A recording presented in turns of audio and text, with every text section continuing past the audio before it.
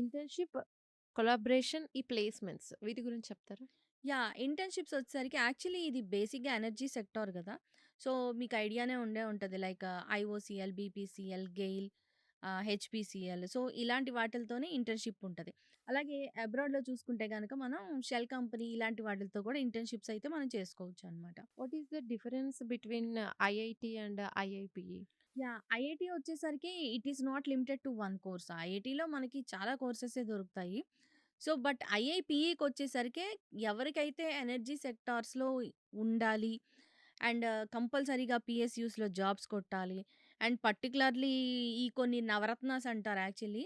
IOCL, BPCL, HPCL ఇట్లాంటివన్నీను. And ONGC, GAIL ఇలాంటి వాటిల్లో జాబ్స్ చేయాలి అనుకుంటే ఖచ్చితంగా స్టూడెంట్ అయితే మాత్రం ఐఐపీఈలోనే ఎడ్యుకేషన్ కంప్లీట్ చేసుకొని ఉండాలనమాట. IIT is completely different.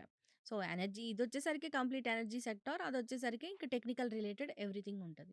Sravanthi గారు, రిక్రూటర్స్ ఎవరు? యాక్చువల్‌గా వీళ్ళకొచ్చేసరికి ఇందాక నేను చెప్పినట్టు నవరత్న కంపెనీస్ తీసుకుంటాయి. లైక్ మన ఇండియాలో ఉన్న IOCL, HPCL, BPCL, ONGC, GAIL.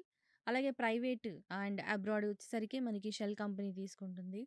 And Reliance industries కూడా వీళ్ళనైతే తీసుకుంటదనమాట.